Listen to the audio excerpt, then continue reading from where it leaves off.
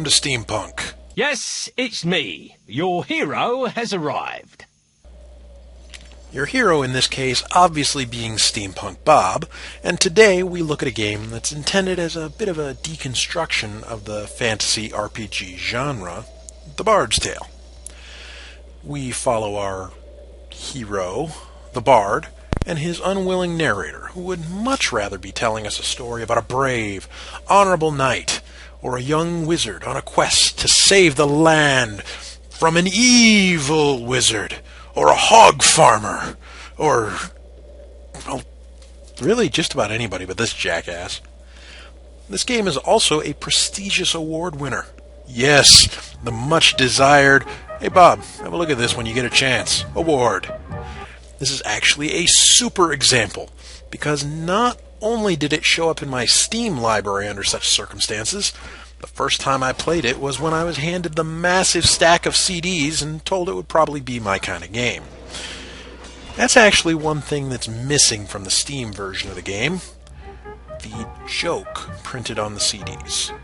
For a really disturbing image, flip disc over. I don't get it. The game has only vague, tenuous links to the really old Bard's Tale series of dungeon crawlers. I guess there was some sort of legal trickery that allowed inXile to call their game about a bard who calls himself the Bard, The Bard's Tale.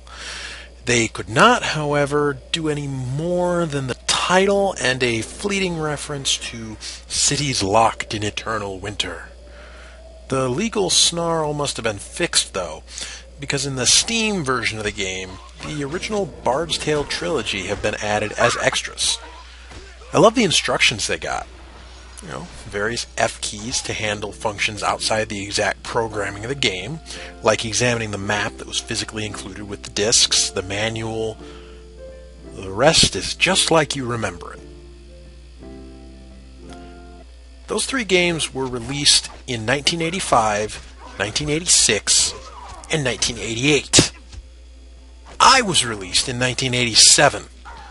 I didn't play a video game until 1992 or so, and a 5-year-old kid with no older brother is not going to hunt down and enjoy the Bard's Tale dungeon crawlers.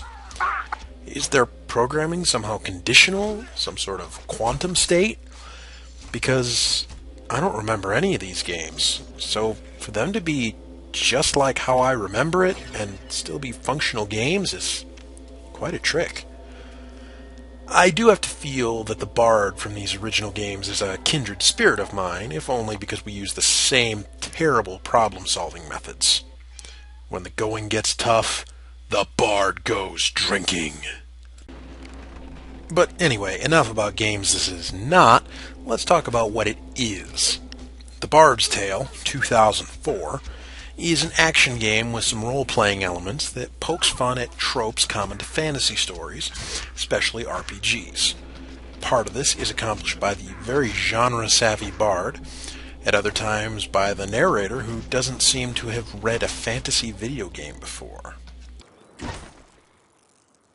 The Bard, having slain the random wolf, found that it had digested not only the contents of a small treasury, but also various household goods. Well, wait, am I reading that correctly? This can't be right. You'd be surprised. I find all kinds of things inside these beasties. Did I ever tell you about the time I killed this rat and out popped an entire chest?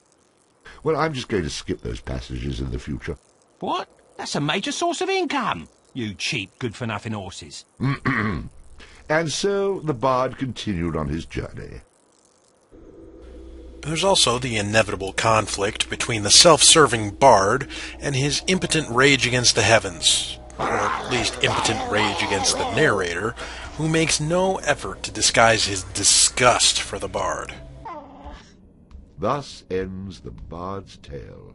I think we could all see that one coming. Good riddance.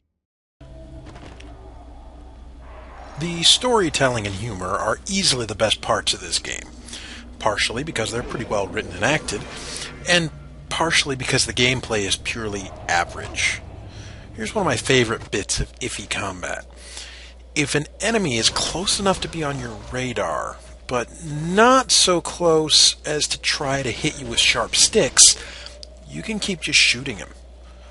It's possible to handle many of the more open dungeons simply by advancing slowly, shooting unsuspecting morons in the back of the head.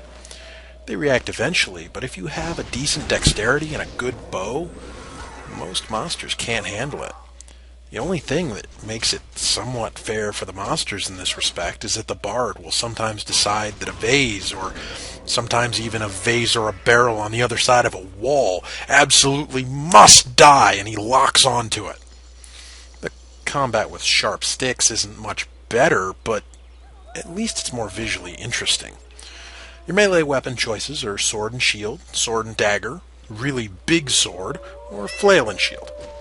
Well, no dice on the flail because it doesn't involve hitting people with sharp sticks, and I used the sword and dagger on my first run through the game, so a giant sword it is. The rest of the combat is based around summoned creatures. Each instrument you have has a different maximum MP, and higher grade weapons let you have more summoned allies. Your troops all have different roles, so once you get a decent variety of creatures and summon slots, you start tweaking your group based on the needs of a given encounter.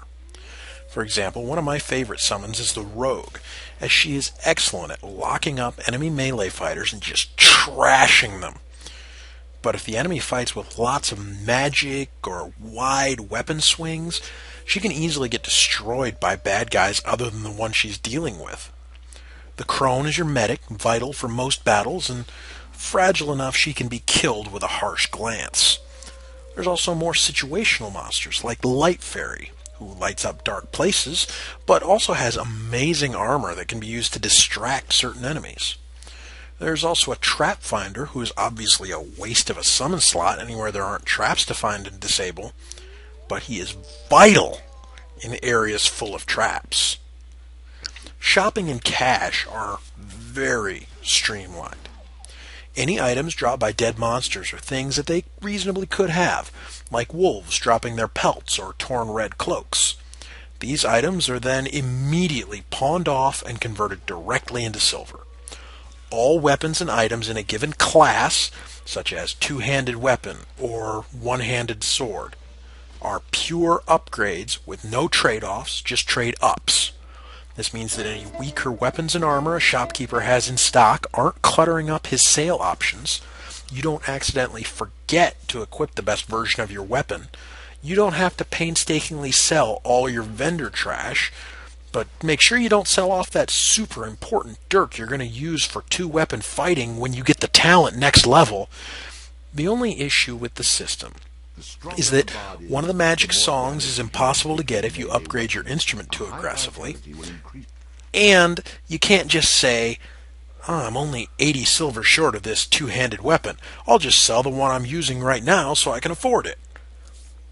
Even if you get 100 silver after the purchase for trading in your old one. The story revolves around the titular bard being recruited by a secret society to rescue a princess who will drive the evil from the land. Then around him telling the choosers to stuff it. And then about the secret society pointing out that the princess is beautiful, rich, beautiful, attractive, and sexually adventurous. There's no bluffing me, Bard. I have the power to see into your mind. I want you to take those images in your head right now, think of having them thrice daily, and then rethink if you'd like to help me. Which does seem to change the bard's tune a bit, though he does still complain about saving the world. The story isn't too deep, but it's also not a non-element. The dialogue system is simple, but at times too simplified. You have a choice between being snarky and being nice, but I kind of wish I had access to the first sentence of the bard's dialogue. It's just very difficult to decide on your conversational tone sometimes. The Bard's Tale is, despite my gameplay gripes, a great experience, even if the bulk of combat is just a barrier between you and the next bit of humor. The gameplay isn't bad, it's just not why you're here. And besides, How can I diss any game that has a group who wanders up to do little sing-along sections about how screwed you are? Oh, it's bad luck to be you.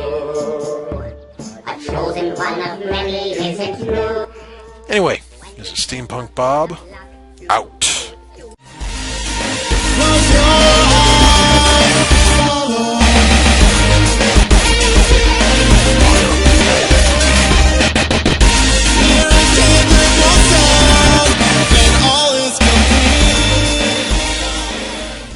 After a long period of idleness, the bard finally started to act like a proper hero and did something noble and self-sacrificing.